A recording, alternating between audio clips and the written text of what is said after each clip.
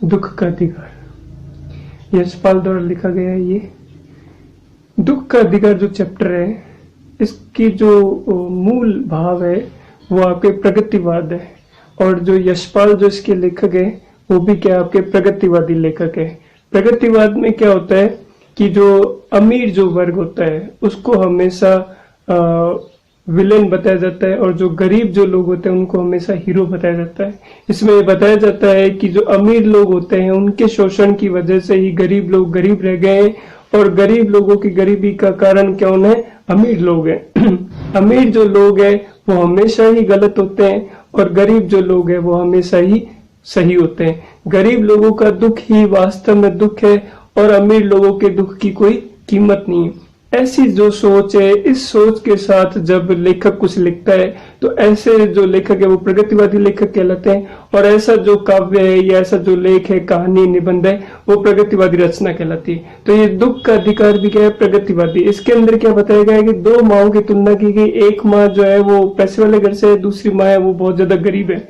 तो जो पैसे वाले घर से जो माँ है उसका भी बेटा मर गया है, गरीब की माँ का भी बेटा मर गया है। लेकिन जो पैसे वाले जो माँ है उसके क्या है कि दुख का उसको अधिकार है। समाज उसको मान्यता प्रदान करता है कि भाई इसका बेटा मरा है, इसको तो दुख होना ही चाहिए।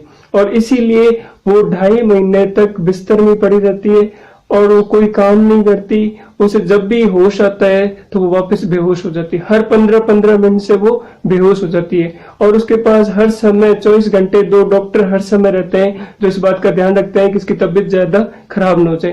देखो ध्यान रखो, 2 डॉक्टर है, 2 नर्सें नहीं है। यानी कि क्या है कि डॉक्टर का खर्चा ज्यादा होता है तो ये बहुत ज्यादा पैसे वाली औरत है। तो ये 2 डॉक्टर जो है उसको वो अफोर्ड कर सकती है और इसे कोई कमाने नहीं जाना। वो 2.5 महीने तक घर में ही बैठी है।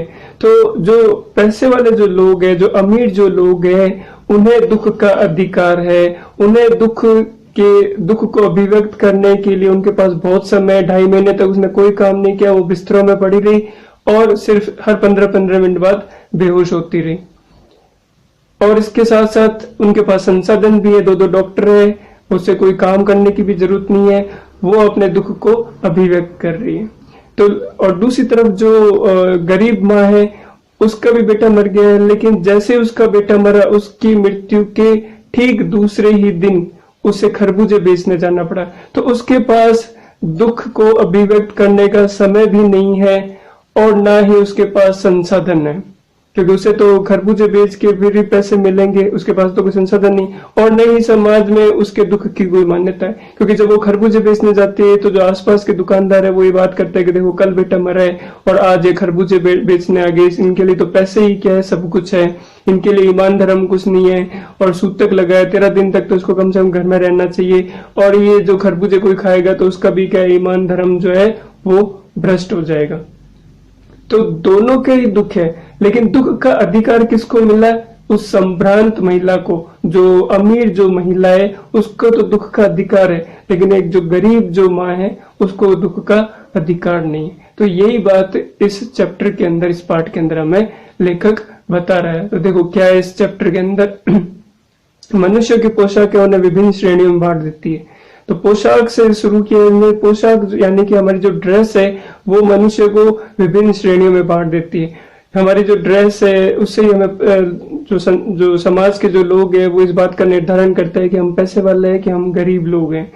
और इसी से हमारा जो ओहदा है, हमारा जो स्तर है, हमारा जो स्टैंडर्ड है जो हमारे सोसाइटी के अंदर, वो पता किससे चलता है? हमारे कपड़ों से, हमारी ड्रेस से, हमारी पोशाक से। देखो आप लोग स्कूल जाते हो, आपके लिए क्या है, सबके लिए एक ही पोशाक है, एक ही ड्रेस है, एक यूनिफॉर्म है ना। अगर आपके स्कूल में ये नियम लागू हो जाए कि कल से कोई भी यूनिफॉर्म पहन कर नहीं आएगा, सब अपनी मर्जी से कपड़े पहन के आ सकते हो, तो दूसरे दिन सभी को पता चल जाएगा कि कौन सा बच्चा जो अमीर घर से है, कौन सा बच्चा जो गरीब घर से।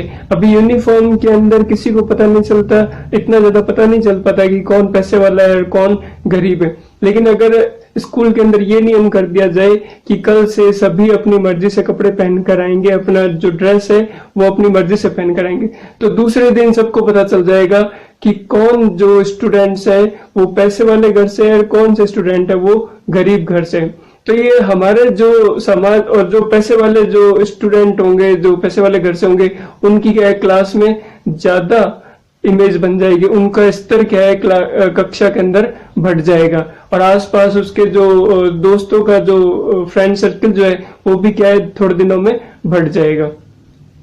तो पोशाक जो है वो क्या करती है, समाज हमारे स्तर का क्या करती है, निर्धारण करती है। पोशाक ही समाज में ये संदेश पहुंचाती है कि कौन व्यक्ति अमीर है, कौन व्यक्ति गरीब है। तो सबसे पहले इसने ये कहा कि मनुष्य की पोशाक उन्हें विभिन्न श्रेणियों में बांट देती है। विभिन्न श्रेणियां कौन सी है, अमीर और गरीब की।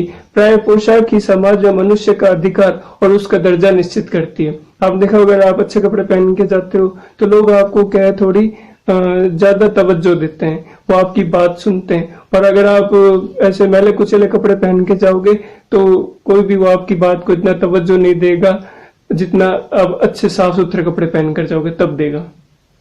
वह हमारे लिए अनेक बंद दरवाजे खोल देती है। कौन, पोशाक। पोशाक हमारे लिए बंद दरवाजे खोल दे। बंद दरवाजा खोलने का मुहावरा है जिसका मतलब होता है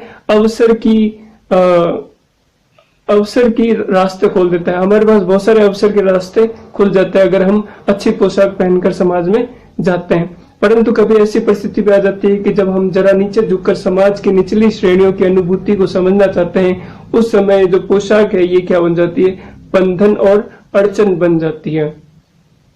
लेकिन जब यही जो पोशाक जो हमारे समाज में हमारा ओहदा और हमारा जो स्तर है, हमारा जो स्टैंडर्ड है उसका निर्धारण करती है, यही पोशाक क्या हो जाती है, एक अड़चन, एक बैरियर बन जाती है।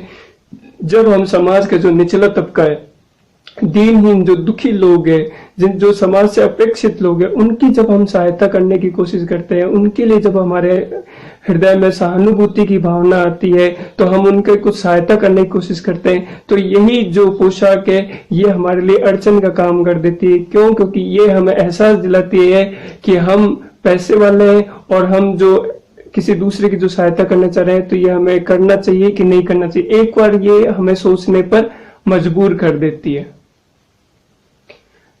कैसे? देखो, इसकी तुलना किससे की गई है कि जैसे वायु की लहरें कटी हुई पतंग को सहसा भूमि पर नहीं गिर जाने देती, उसी तरह खास परिस्थितियों में हमारी पोशाक हमें झुक सकने से रोक के रहती है।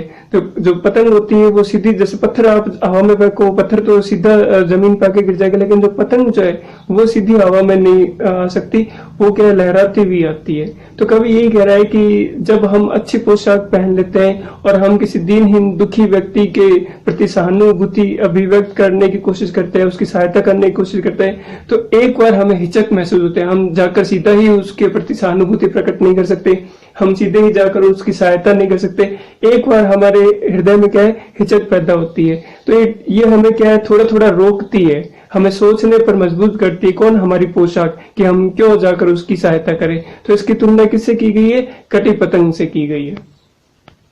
अब देखो चैप्टर के अंदर आ रहे हैं। चैप्टर में क्या है कि बाजार में फुटपाथ पर कुछ तरबूजे डलिया में और कुछ जमीन पर बिक्री के लिए रखे जान पड़ते थे। एक वो बुढ़िया है जो गरीब है, जिसके बारे में मैंने आपको बताया था, उसका बेटा मर गया है और वो दूसरे दिन ही क्या हो गई है, खरबूजे बेचने के लिए आ गई है। तो कुछ खरबूजे उसकी डलिया में रखे हुए हैं, डलिया का मतलब है उसके पास जो बैग है उसके अंदर, और कुछ जो है वो जमीन पर बिक्री के लिए रखे पड़े हैं। तरबूजों के समीप एक अधेड़ उम्र की औरत बैठी रो रही। अधेड़ उम्र का मतलब है 45-50 साल की जो एक औरत है, वो क्या है, बैठी रो रही है। रो रही है, उसका बेटा मर गया है। खरबूजे बिक्री के लिए थे, परंतु उन्हें खरीदने के लिए कोई कैसे आगे बढ़ता है। खरबूजे बिक्री के लिए, बेचने के लिए लाई थी, लेकिन कोई आगे बढ़ के खरीद ही नहीं रहा था। क्यों? क्योंकि खरबूजे को बेचने वाली तो कपड़े में मुंह छिपाए, सर को घुटनों पर रखे फपक फपक कर रो रही थी। तो जो खरबूजे बेचने वाली है वो तो रो रही थी, तो वो कोई आके उसके पास खरबूजे खरीदी नहीं रहा था। पड़ोस की दुकानों के तख्तों पर बैठे या बाजार में खड़े लोग घृणा से उसी स्त्री के संबंध में बात कर रहे थे। जो दूसरे जो दुकानदार है वो उसके संबंध में बात करते घृणा से, जबकि तो उसका तो बेटा मर गया, लेकिन वो उसके बारे में क्या घृणा से बात कर रहे थे। क्या बात कर रहे थे कि उस स्त्री का रोना देखकर मन में एक व्यथा सी उठी। लेखक के मन में तो व्यथा उठी, व्यथा का मतलब दुख, एक टीस उठी कि देखो ये कितनी क्यों रो रही है। रोते हुए उसको देखा तो उसका भी हृदय क्या है, द्रवित हो गया, वो भी उसके दुख में दुखी हो रहा है, लेखक भी। और जबकि जो उसके पास में जो महिला है, उसके आसपास के जो दुकानदार है, वो उसको घृणा से देख रहे हैं। पर उसके रोने का कारण जानने का उपाय क्या है। वो सोच रहा है कि रो रही है, इसका क्या उपाय है, कैसे पता करूं कि ये क्यों रो रही है। फुटपाथ पर उसके समीप बैठ सकने में मेरी पोशाक ही व्यवधान बन खड़ी हो गई। अब वो चाहता तो उसके पास फुटपाथ पर बैठकर उसके पास से बैठकर पूछ लेता, भाई क्या हुआ, आपकी क्या तकलीफ है। लेकिन वो ऐसा कर नहीं पाया। क्यों? क्योंकि उसकी जो पोशाक है वो व्यवधान बन गई। फिर आप लोगों ने भी कभी देखा होगा कि जब आप लोग अच्छी पोशाक पहन लेते हो, किसी पार्टी वार्टी में जाते हो, तो हम क्या करते हैं कि कोई मिट्टी में कोई चीज पड़ी है या जो रास्ता जो मिट्टी से होकर जाता है उस तरफ हम जाते नहीं है। क्यों? हम क्या सोचते हैं कि हमारा पोशाक खराब हो जाएगी। तो हर समय क्या रहता है, हमारी पोशाक का, हमारे स्टैंडर्ड का, हमारे स्तर का, हमारे औहदे का क्या है, हम ध्यान रखते हैं। एक आदमी ने घृणा से एक तरफ थूकते हुए कहा, क्या जमाना है, जवान लड़के को मरे पूरा दिन नहीं बीता और यह बेहया दुकान लगा के बैठी। देखो ये जो बात कही गई है कि जवान बेटा मर गया है और ये जो है आकर यहाँ पर बैठी है, तो ये क्या बताया गया है कि हमारे जो समाज के अंदर जो रीति रिवाज निभाना जरूरी है बजाय दैनिक जरूरतों को पूरा करने, इस पर क्या किया गया है, व्यंग्य किया गया है कि क्या जमाना आ गया है कि जवान लड़के को मरे पूरा दिन भी नहीं बीता। अब उसका जो बेटा मरे वो पूरा दिन भी नहीं था। सामाजिक नियम क्या कहता है कि कम से कम 13 दिन तक सूतक लगता है। तो 13 दिन तक क्या है, ऐसे जो लोग हैं जिनके घर में किसी की मृत्यु हो जाती है उनको दूसरों के साथ संपर्क में नहीं आना चाहिए, 13 दिन के बाद ही आना चाहिए, क्योंकि उनके सूतक लगा होता है। लेकिन अब यहाँ पर दैनिक जरूरतों की पूर्ति के लिए इस महिला को मजबूरी वश वहां पे बाजार में आकर और वो खरबूजे बेचने पड़े। तो सामाजिक जो रीति रिवाज है इन पर क्या किया गया है, व्यंग्य किया गया है कि लोगों के लिए सामाजिक रीति रिवाज जो निभाना है वो ज्यादा जरूरी है या अपनी जो दैनिक जो जीवन है उसका निर्वाह करना ज्यादा जरूरी है। और दूसरे साहब ने क्या दाढ़ी खुजाते हुए कह रहे थे, अरे कैसी नियत होती है, अरे जैसी नियत होती है अल्लाह भी वैसी ही बरकत देता है। एक आदमी ने कहा कि जैसी नियत होती है अल्लाह वैसी, यानी कि अगर आदमी की नियत अच्छी है, उसका जो आचरण है, उसकी जो सोच है वो अच्छा होगा, तो भगवान भी क्या है उसको वैसा ही, बरकत का मतलब क्या है यहाँ, लाभ है, तो वैसा ही लाभ देगा। कहने का मतलब ये है कि इस बुढ़िया औरत पर वो तंज कस रहे हैं कि इसकी नीयत खराब है, ये पैसों के लिए कर रही है, तो ईश्वर भी जो है, ये अल्लाह भी है, इसके साथ क्या करेगा, बुरा करेगा। लेकिन वो लोग ये नहीं देख रहे हैं कि इसके जीवन में कितनी दुख है, कितनी तकलीफ है, और इसके दुख और तकलीफ कितनी ज्यादा है वो लेखक इसलिए महसूस कर सकता है क्योंकि उसके घर के पास में भी एक वो महिला का बेटा मरा था जो 2.5 महीने तक वो उसका शोक मनाती रही, और इसको दूसरे दिन ही यहाँ पर खरबूजे बेचने आना पड़ा। तो इसके हृदय में कितना शोक है, कितना दुख है, कितनी पीड़ा है, वो लेखक जो है इस बात को महसूस कर पा रहा है। फिर सामने के फुटपाथ पर खड़े एक आदमी ने दिया सलाई की तिल्ली से कान खुजाते हुए कहा, अरे इन लोगों का क्या है, ये कमीने लोग रोटी के टुकड़ों पर जान देते हैं, इनके लिए बेटा बेटी खसम लुगाई धर्म ईमान सब क्या है, रोटी का टुकड़ा है। जो लोग इसके लिए क्या बातें करेंगे, इनके लिए क्या है, रोटी का टुकड़ा, यानी कि पैसा ही क्या है, सब कुछ है।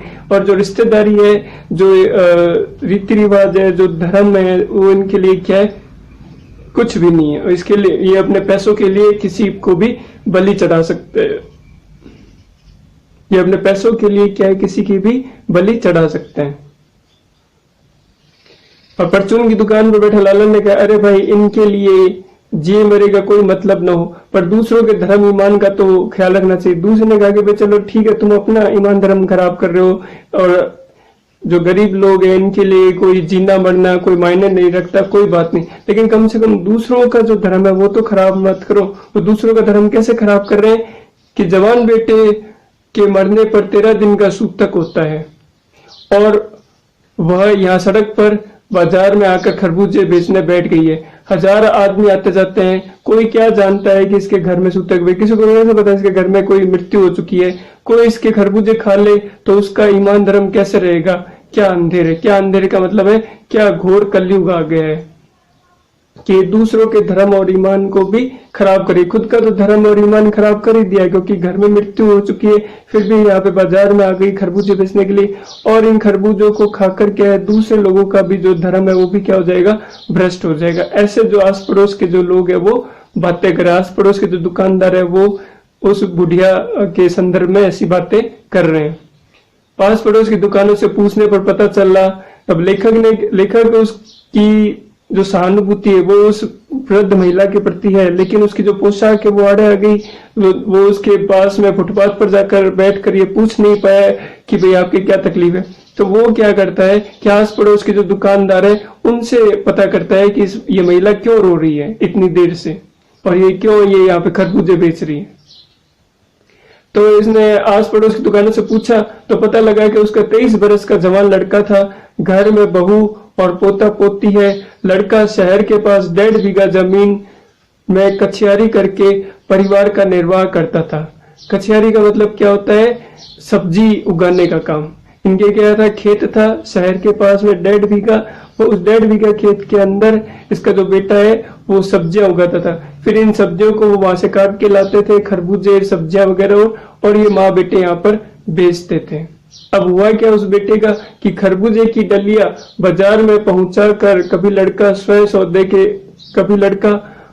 सौदे के पास बैठ जाता था, कभी माँ बैठ जाती थी। सौदे का मतलब यहाँ पर क्या है, सौदे का मतलब है वो सामान बेचने के लिए जो सामान लाया गया है उसको सौदा कहा गया है। तो ये जो सब्जियां या खरबूज जो लेकर आता था बेटा, वो या तो खुद बैठकर बेच लेता था, खुद ही काट लाता था, खुद ही उगा लेता था और खुद ही बेच लेता था, और कभी कभी इसकी माँ भी क्या इसके पास में आकर बैठ जाती थी। लड़का परसों सुबह मुंह अंधेरे बेलों में से पके खरबूजे चुन रहा था। मुंह अंधेरे का मतलब है भोर में। मुंह अंधेरे का मतलब ये है कि भोर का वो समय जब क्या होता है, अंधेरा रहता है, जब दिखाई नहीं देता कि सामने से कौन आ रहा है। उस समय सुबह सुबह वो बेल, जो खरबूजे की जो बेल है, उनसे क्या कर रहा था कि वो खरबूजे तोड़ रहा था। तो गीली मेड़ की तरावट में, गीली मेड़ क्या होता है, मेड़ का मतलब होता है बाउंड्री। किसकी, खेत की जो बाउंड्री होती है, जो ये डिफाइन करती है कि ये यहाँ से ये खेत खत्म हो गया, यहाँ से ये खेत क्या हो गया, शुरू होता है। तो उसकी जो बाउंड्री होती है, जो कि क्या होता है, मिट्टी से बना रखी थी, मिट्टी का एक जैसा ढेर जैसा बन जाता है, और उसकी पूरी एक लाइन चलती है चारों तरफ खेत के। तो वो जो मिट्टी का जो ढेर है, जो छोटा सा ऊंचा टीला है, उसके ऊपर वो क्या है, वो गीली मिट्टी का जो बनी हुई जो मेड़ थी, उसके ऊपर वो थोड़ी देर के लिए क्या विश्राम करने के लिए, थोड़ा रेस्ट करने के लिए वहां बैठा। लेकिन वहां पर क्या एक सांप था जो उसको दिखाई नहीं दिया। क्यों? क्योंकि सुबह सुबह भोर के समय क्या अंधेरा था, इसलिए उस अंधेरे में उसको सांप दिखाई नहीं दिया, और लड़के का जो पैर है वो सांप के ऊपर पड़ गया, सांप ने उसको डस लिया। लड़के की बुढ़िया माँ बावली होकर ओझा को बुला ले। बावली का मतलब पागल। लड़के की माँ को जब ये पता चला कि उसके बेटे को सांप डस लिया तो उसको बहुत ज्यादा दुख हुआ, इतना ज्यादा दुख हुआ कि वो दुख में पागलों जैसी हरकतें करने लग गई। और वो क्या है, ओझा को बुलाए। ओझा कौन होता है? जो झाड़ फूक करके इलाज करता है। डॉक्टर को ये बुलाकर नहीं देंगे, क्योंकि ये जो गरीब लोग हैं, ये कभी लेखक जो ये बताना चाहता है कि गरीब लोग क्या होते हैं, अशिक्षित होते हैं, जागरूकता भी का भी इनमें अभाव होता है। तो ये बजाय डॉक्टर को दिखाने के अंधविश्वास में आकर ये ओझा को बुला कर ले। और ओझा ने क्या किया, झाड़ना फूकना हुआ। झाड़ना फूकना का मतलब क्या होता है, उसके ऊपर क्या झाड़ा दिया गया, और नागदेव की उसने पूजा करवा दी। पूजा के लिए दान दक्षिणा चाहिए, तो नागदेव की पूजा करवा दी, उसके लिए भी पैसे ले लिए उस ओझा ने, और दान दक्षिणा भी कर दी, उसके हाथों से दान भी करवा दिया ताकि उसके बेटे की जान बच जाए। तो घर में जो कुछ भी आटा था और अनाज था वो क्या है, दान दक्षिणा में ही उठ गया। जो भी घर में उन्होंने थोड़ा बहुत भी अनाज और आटा था वो दान दक्षिणा में चला गया। माँ, बहू और बच्चे भगवाना से लिपट लिपट कर रोए, पर भगवाना जो एक दफे चुप हुआ तो फिर ना बोला। माँ, बहू, बेटे वो सारे भगवाना से लिपट लिपट कर रोए, उन्होंने बहुत ज्यादा दुख हुआ। लेकिन वो जो भगवाना एक बार जब चुप हो गया तो फिर वो वापस नहीं बोला, यानी कि उसकी मृत्यु हो गई। सर्प के विष से उसका बदन काला पड़ गया था। जिंदा आदमी नंगा रह सकता है, परंतु मुर्दे को नंगा कैसे विदा किया जाए। देखो ये यहाँ पर क्या है, हमारे जो रीति रिवाज है उस पर क्या है, व्यंग्य किया गया है कि जिंदा आदमी तो नंगा रह सकता है, उसके लिए कोई कुछ नहीं करेगा, लेकिन जो मुर्दा है उसको क्या है शमशान घाट तक नंगा नहीं ले जाया सकता, उसके लिए तो कम से कम कफन की जरूरत पड़ेगी, और कफन जो है उसके लिए पैसों की जरूरत पड़ेगी। तो इसीलिए ये एक जो गरीब जो माया उसके लिए छोटे से रीति रिवाज निभाना भी क्या है बड़ा भारी भारी पड़ रहा है। और इस यही जो है वो लेखक है यहाँ पर समाज के रीति रिवाजों पर व्यंग्य कर रहा है। उसके लिए तो बजाज की दुकान से नया कपड़ा लाना ही होगा, बजाज की दुकान वहां पे, वहां से नया कपड़ा यानी कि कफन लेकर आए, चाहे उसके लिए माँ के हाथों के छन्नी ककना ही क्यों न बिक जाए। हाथों छन्नी ककना क्या है? छन्नी ककना हाथों में पहनने वाला बहुत सस्ता सा आभूषण है, महंगा आभूषण तो इनके पास होता नहीं क्योंकि गरीब लोग हैं, तो एक सस्ता सा आभूषण था छन्नी ककना, वो भी माँ ने क्या है बेच दिया। किसके लिए? उस कफन के लिए। भगवाना परलोक चला गया, पर घर में जो कुछ चूनी भूसी थी सो उसे विदा करने में चली गई। अब जो थोड़ा बहुत और कुछ भी सामान रह गया था वो भी क्या हो गया, उस भगवाना को विदा करने में, यानी कि उसके अंतिम संस्कार का जो क्रियाक्रम जो किया गया उसके खर्चे में जो थोड़ा बहुत भी बचा कुचा था सामान था वो भी क्या है चला गया। अब दूसरे दिन देखो गया, ये एक दिन तो सारा हो गया उसका, और उस बुढ़िया के पास कुछ नहीं, जो अनाज था वो भी चला गया और जो थोड़ा बहुत सामान था वो भी क्या है चला गया उस सारे क्रियाक्रम के अंदर। बाप नहीं रहा तो क्या, लड़के सुबह उठते ही भूख से बिलखलाने लगे। बाप मर गया, लेकिन इसका मतलब ये नहीं है कि दूसरे दिन बच्चों को भूख नहीं लगेगी। दूसरे दिन सुबह बच्चे उठते गए भूख से बिलबिलाने लगे, भूख से बहुत बुरी तरीके से रोने लगे।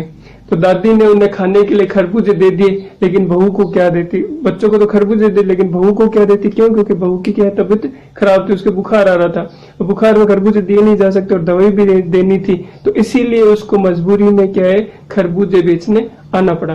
तो बहू का बदन बुखार से तवे की तरह तप रहा था। बुखार बहू के शरीर की तुलना किसे करी? तवे से। तवा जैसे गर्म होता है वैसे उसका शरीर क्या है गर्म था। क्यों? बुखार की वजह से। अब बेटे के बिना बुढ़िया को दुवनी चवन्नी भी कौन उधार देता? अब बेटा इसका मर गया तो इस जो बुढ़िया है इसको कोई उधार भी नहीं दे रहा था। उधार भी कैसा है? कोई दुवनी चवन्नी भी, यानी कि रुपए दो रुपए भी कोई इसको रुपए दो रुपए भी इनको कोई उधार नहीं दे। दुवनी चवन्नी का मतलब क्या है? ये प्रतीक है थोड़े से पैसे भी कोई इसको उधार नहीं दे रहा था। क्यों? क्योंकि उसका बेटा मर गया। लोगों को ये लगता था कि इसको उधार दे देंगे तो उधार चुकाएगी कैसे, क्योंकि इसका बेटा तो मर गया और इसके हाथों में जान नहीं। अब तो बुढ़िया जो है रोते रोते और आंखें पोंछते पोंछते भगवाना के बटोरे हुए खरबूजे डलिया में समेटकर बाजार की ओर चली, और चारा भी क्या था। अब भाई उसने तो ये सोचा कि मुझे बाजार जाना ना पड़े, तो उसने लोगों से उधार मांगा कि भाई 1-2 दिन के लिए भाई उधार पैसे दे दो, हम बच्चों के लिए खाने की जरूरत है, तो 1-2 दिन बाद मैं बाजार में बेचने चली जाऊंगी। लेकिन किसी ने उधार दिए नहीं, पैसे उसके पास थे नहीं, क्योंकि उसके इलाज में और उसके क्रियाक्रम में जो कुछ था वो चला गया। अगर उधर बेटे की जो बहू है उसकी तबीयत खराब थी, तो इन सब परिस्थितियों के कारण से उस बूढ़ी औरत को उस बाजार में आकर खरबूजे बेचने पड़े। तो वो कोई दूसरा चारा नहीं था मतलब यानी कोई दूसरा उपाय नहीं था। कोई उपाय न होने की वजह, कोई दूसरा उपाय न होने की वजह से उसे ये यहाँ आकर बेचना पड़ा। बुढ़िया खरबूजे बेचने का साहस करके आई थी, परंतु सिर पर चादर लपेटे, सिर को घुटनों पर टिकाए हुए फपक कर रो रही थी। उसने बहुत हिम्मत करके वो आई थी, क्योंकि उसे बहुत ज्यादा दुख था। दुख की वजह से वो आ नहीं सकती थी, लेकिन फिर भी उसकी मजबूरी थी तो वो आई। लेकिन वहां आने के बाद क्या है कि उसका जो दुख है वो फूट पड़ा। तो उसने खरबूजे तो रख लिए सामने, लेकिन वो दोनों घुटनों के बीच में अपना सर रखकर फपक कर रोने लगी। क्यों? क्योंकि कल जिसका बेटा चल बसा, आज वो बाजार में सौदा बेचना ही है। हाय रे पत्थर दिल, लोग कह रहे थे कल तो इसका बेटा मरा है और आज ये क्या है अपना सामान बेचने आ गई है। कितनी ये पत्थर दिल है। लेकिन लोगों को इस बात का एहसास नहीं है कि ये इसकी कितनी बड़ी मजबूरी है। ये मजबूरी में यहाँ आई है, इसको ये पैसों के लिए नहीं है। यहाँ पर पुत्र वियोगनी के दुख का अंदाजा लगाने के लिए पिछले साल अपने पड़ोस में पुत्र की मृत्यु से दुखी माता की बात सोचने लगा। अब जैसे इसका जो दुख इसको पता चला, इसने आसपास के लोग पहले जो लेखक है उसने देखा कि वो रो रही है, तो उसको हृदय में उसके प्रति सहानुभूति, वो चाहता था कि इसके पास में जाके इसका दुख पूछे फुटपाथ पर बैठकर। लेकिन उसकी जो पोशाक है वो उसकी अड़चन बन रही थी, क्योंकि उसका जो समाज में जो स्तर है वो ऊंचा है और जो महिला जो दुखी है उसका समाज में स्तर नीचा है, वो गरीब है, वो पिछड़े वर्ग से।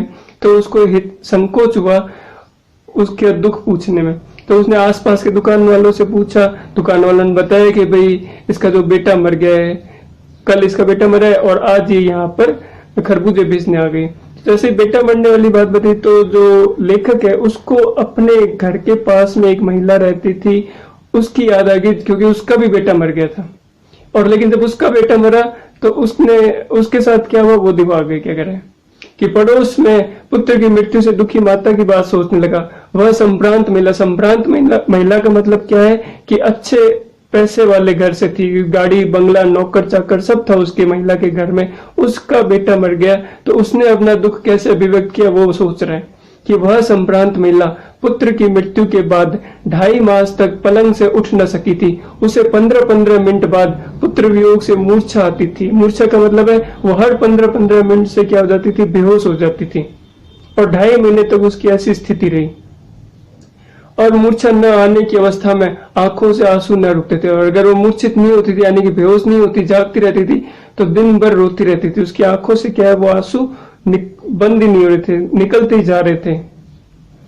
2-2 डॉक्टर हरदम सिरहाने बैठे रहते थे, हरदम सिर पर बर्फ रखी जाती थी। शहर भर के लोगों के मन उस पुत्र शोक से द्रवित हो उठे थे।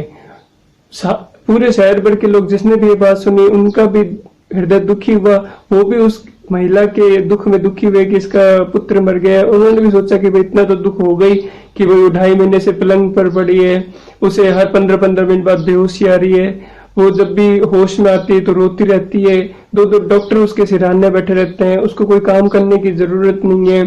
तो उस महिला के पास दुख करने का समय भी है, संसाधन भी है और समाज में इसकी मान्यता भी है। तो ये जो डिफरेंस है, ये जो तुलना जो है वो अपने मन में वो लेखक कर रहे हैं। दोनों माए, दोनों के बेटे मरे तो दोनों के दुख की तुलना जो है लेखक यहाँ पे कर रहे हैं। जब मन को सूझ का रास्ता नहीं मिलता तो बेचैनी से कदम तेज हो जाते हैं। उसी हालत में नाक ऊपर उठाए। अब जब जो लेखक अपनी बात करे कि वो वहां से चला गया, राह चलतों से ठोकरे खाते में चला जा रहा था, सोच रहा था। अब जब उसको कोई मन में कोई सूझ का रास्ता नहीं मिला, सूझ का रास्ता है मतलब दोनों का दुख है, उस महिला को ज्यादा दुख है तो उसके पास कोई उपाय नहीं था कि वो क्या करे। तो वो बेचैनी हो गई उसके हृदय में, है ना, व्याकुलता हो गई उसके हृदय के अंदर। तो वो तेज कदमों से यानी कि तेजी से अपने घर की तरफ जाने लगे। नाक ऊपर उठाए का मतलब है सर को ऊपर उठाकर ऐसे, और राह चलतों से ठोकर खाते हो जाए, क्योंकि उसका ध्यान तो कहीं और था, इसलिए वो राह चलतों से ठोकर खाते हुए जा रहा था। और सोच क्या रहा था रास्ते के अंदर, सोच ये रहा था कि शोक करने का, गम मनाने के लिए भी सहूलियत चाहिए और दुखी होने का भी एक अधिकार होता है। क्योंकि दोनों का डिफरेंस उसने हृदय में कर लिया था, एक वो गरीब माँ है, एक वो अमीर माँ है। तो जो गरीब माँ है उसको तो अधिकार ही नहीं दुख का, जो अमीर माँ है उसको शोक करने का, गम मनाने के लिए सहूलियत चाहिए। सहूलियत तो चाहिए कि उसके पास डॉक्टर है, उसको कोई काम करने की जरूरत नहीं है, वो 2.5 महीने तक फ्री बैठी है, उसे कोई सामान बेचने जाना नहीं है, तो सहूलियत तो आई है। तो शोक करने और गम करने के लिए सहूलियत चाहिए और दुख करने का भी एक अधिकार होता है। वो अधिकार किसको? सिर्फ पैसे वालों को है। गरीब लोगों के पास ना तो अधिकार है, ना समय है और ना ही संसाधन है कि वो अपने दुख को अभिव्यक्त कर सके।